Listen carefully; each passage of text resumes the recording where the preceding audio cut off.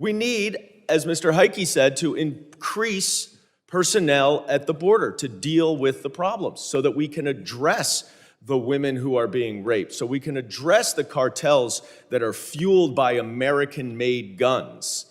We need more personnel. We need more resources. This bill would have done it. But what happened? Donald Trump killed the deal.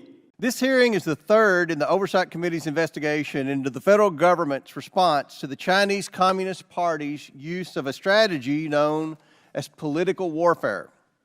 The CCP employs this strategy to infiltrate and influence communities and critical sectors across the nation.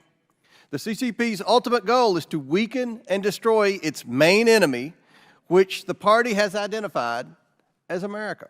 My. Here we are for the third installment of the Defending America from the CCP's Political Warfare.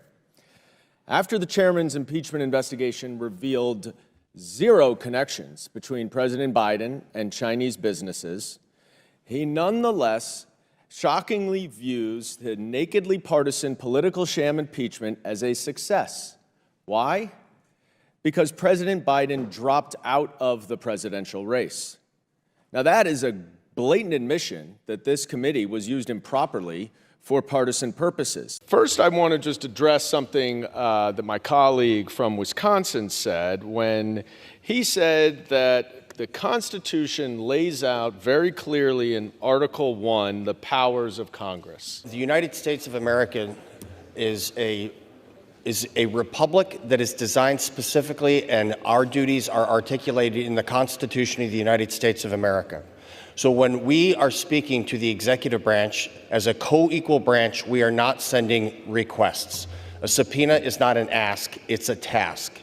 And for the Attorney General of the United States to completely ignore the Congress is unlawful, and it cannot be tolerated. This should be the most bipartisan bill that would pass in this Congress, because my Democrat colleagues also have been emasculated by the Attorney General. And I would just ask him or any of my colleagues on the other side, if you could point me to where in the Constitution it confers subpoena power on Congress. You won't be able to, because it is something established by the Supreme Court that is derivative from Congress's power to legislate.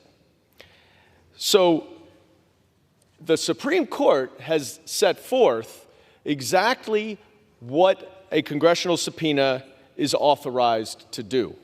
In a recent case, you may remember it, the Trump versus Mazars case, because Donald Trump sued his accountant to prevent them from providing documents to Congress with a subpoena. Congressional authority. That's what we're worried about here. Now that Governor Tim Walz is on the ticket, Chairman Comer has quickly pivoted to focus this committee's resource on Governor Walz's time teaching English in China, insinuating that somehow that is a problem. What we really need to be focusing on as it relates to CCP's political warfare is defending this committee from that political warfare. Remember, we have two witnesses who were the star witnesses of the impeachment investigation. The first, Gal Luft, turned out to be an indicted, unregistered foreign agent of the Chinese government.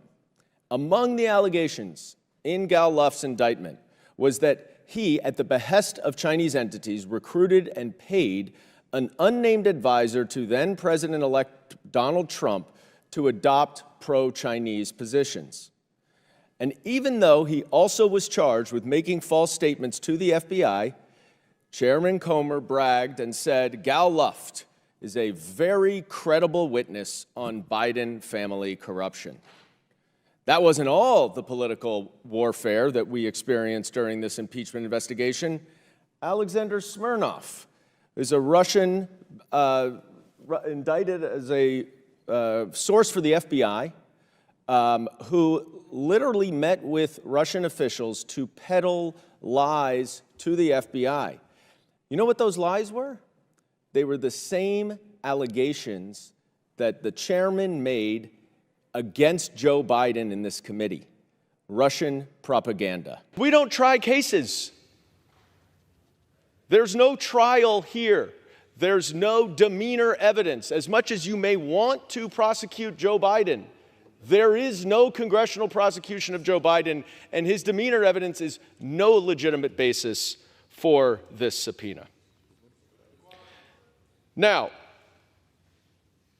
you of course know, and I don't even think you'd argue, that there's a legitimate legislative purpose to use the audio recordings in a political ad to support your dear leader, Mr. Trump. So that clearly falls outside of the range. Of course, my friends on the other side of the aisle should refocus from demeanor evidence to basic concepts like due process or executive privilege. Because the President of the United States asserted executive privilege over this audio tape. You may not like it, you may not agree with it, but you have no authority to determine that that is not a correct assertion of the executive privilege. And you know who else doesn't have authority to determine that? The Attorney General, who you are trying to hold in contempt. Due process. You're going to fine someone $10,000 without notice or an opportunity to be heard? You're going to say, we're going to fine you because, and you have no opportunity to make a defense, and there is no neutral adjudicator? You can go to court all you want, and that's where you went, and that's where you belong. And that's why this resolution is such bogus. But I have a warning for you, my friends. You will reap what you sow. In June of 2019, then President Donald Trump said he would, quote, defy all congressional subpoenas. And that is exactly what he did. During the first impeachment investigation, every single executive branch agency defied a lawful subpoena from Congress. Gentleman's time has expired. Members are reminded to address their remarks to the chair. I yield the gentleman an additional 1 minute. Gentleman's recognized. The State Department was subpoenaed, the Defense Department, not a single document. So I look forward to whoever one day is the Republican Secretary of State or Secretary of Defense to be held in contempt and fined, inherent contempt and fined $10,000. There were more than a dozen witnesses who refused to comply with the subpoena. And I'm not even talking about the 5 House Republicans who defied subpoenas in the last Congress that were determined by a court to be lawful and who would also be subject to inherent contempt because, of course, if this case where the audio tape is not provided, then blowing off a subpoena is definitely contempt. I really like this chart. As a matter of fact, it's become one of my favorite charts because not only does it speak to the truth of the serious daily and yearly border invasion into our country, this chart also saved President Trump's life when he was almost assassinated in a rally in Butler, Pennsylvania, when a would-be assassin fired at President Trump, bullets flying into the crowd, killing Corey Comprator, but also grazing President Trump's ear as he turned his head to look at this chart and inform the American people about the invasion our country has been under. But the American people are suffering it every single day. Let's talk about what that CBP One app has done. It was introduced in January of 2023, and approximately 813 illegal aliens have been paroled into American communities in all 50 states, with 96% of the aliens they are released in, 96% of the ones that come to ports of entry by making a handy-dandy appointment on an app that the Biden administration has provided to anyone all over the world, by the way. We can carry on and talk about the other outrageous thing that helps maybe you feel peaceful at night as you and your wife walk along. People aren't coming across maybe on your land because they're able to go to ports of entry. Another way they're able to get into our country is by flying in from other countries. 530,000 inadmissible aliens have flown directly into U.S. airports. Maybe that's why you don't see a giant flow across your land, Sheriff. Let's talk about jobs. You were saying jobs. They want to come in and they're pursuing jobs. Oh, the cartels are getting jobs, all right. Cartels and coyotes are currently making around $13 billion a year in human trafficking. Our wide open border is definitely providing jobs. 26 times more than that of the previous administration under President Trump. The Mexican cartels employ an estimated 175,000 members and have associates, facilitators, and brokers in all 50 states in our country. Yeah, we're having jobs provided for these people.